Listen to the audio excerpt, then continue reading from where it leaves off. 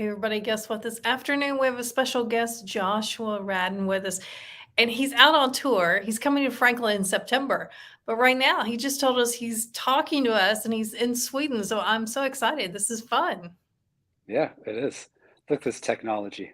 I know. Pretty exciting. So tell us, you're coming to Franklin Theater in September for 2 nights. How is it for you when you get to come to a place and stay for 2 dates instead of like moving on the next place the next day? Oh, it's such a treat because you only have to do one sound check. There you go. You just like walk off stage the first night, leave my guitar and mic and everything on stage, and then like show up for the show the next day. You don't have to show up all early. So that's so nice. Yeah. How many times have you played at the Franklin Theater? Maybe twice. I've played in Nashville a bunch of times. I think over like the last 18 years, like every year I've played in Nashville, but at Franklin Theater like once or definitely twice, I think so far. Yeah. And And it's a what a beautiful place. yeah, I was just gonna ask you how you felt about that because it's a little more intimate, but yet such a really great acoustic theater. Yeah, and everyone who works there is so lovely. Tell us about, and you're kind of touring. You have a new EP called "Through the World." Um, It's called Though the World Will Tell Me So. oh, "Through the World." See, I can't even read my own handwriting here. I'm sorry. Through That's all the right. World. That came out in August. This is volume 2, but I like how you created this. Tell me about that because it was a little bit different. Most people pick a studio and stay there for like a week or 2, but you did Or something a or little a bit year. different. I wrote this on the road. I've been nomading for about a year and a half. I sold my house in Los Angeles and gave away most of my stuff, and I've been living out of a suitcase with just one guitar for over a year and a half now, traveling all over the world. And I wrote this album, Volume One and Two, which is now all 10 songs are out now as of last week. And I wrote it and recorded it, in a bunch of different places all over the world. So it's sort of like a a travel diary. That's a good way to put it. And so how was that setting up in different studios across the world to get this recorded? How did that work out for you? Amazing, like it was such a cool experience. I mean, the album I made before this one was called The Ghost and the Wall. And I wrote that and recorded it during the pandemic, locked away without seeing anyone, with a producer I had never met. And we just traded files, Wow. texts and emails the entire time. So, you know, it seems like the last few times I've been making albums, I've tried to make an album in a completely different way that I've never made one. And that, I mean, this one, I've never made an album like this before, so scattered all over the world with a bunch of different musicians, different producers. Um, so it was a really interesting experience, and I think you can kind of hear that in the 10 songs. I mean, a lot of the songs sound so different from each other, and that's because there's so many different artists on each song. Yeah, I've listened to a few.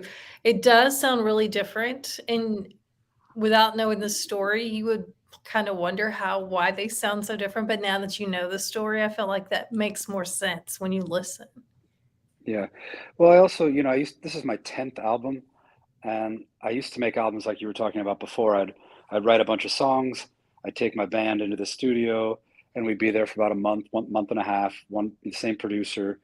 Um, and I loved making albums that way too. And I'm not saying I wouldn't again, but there's something about um, like a clean slate when you walk into a new studio you've never been in, with a producer you've never worked with, and maybe musicians you've never worked with and barely know.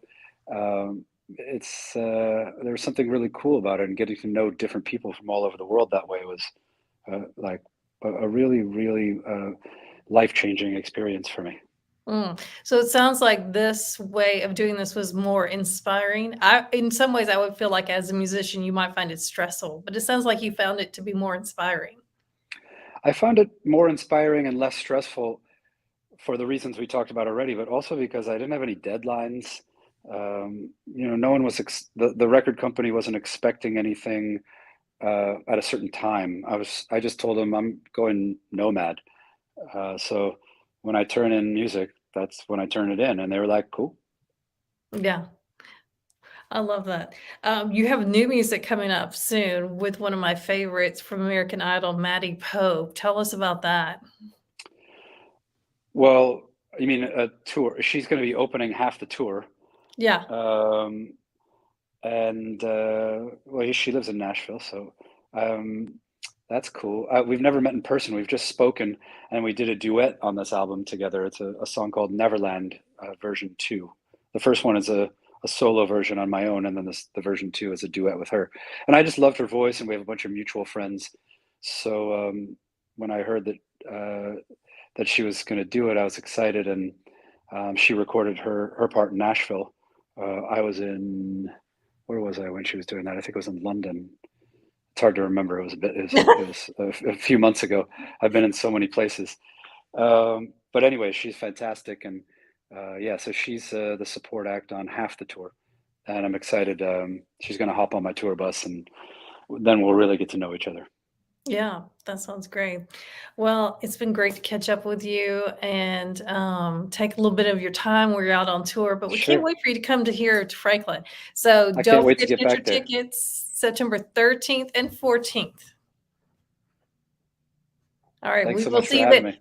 Do you have any special things you want to do when you're in Franklin? Is there some things you want to do in the Franklin, Nashville area when you come back?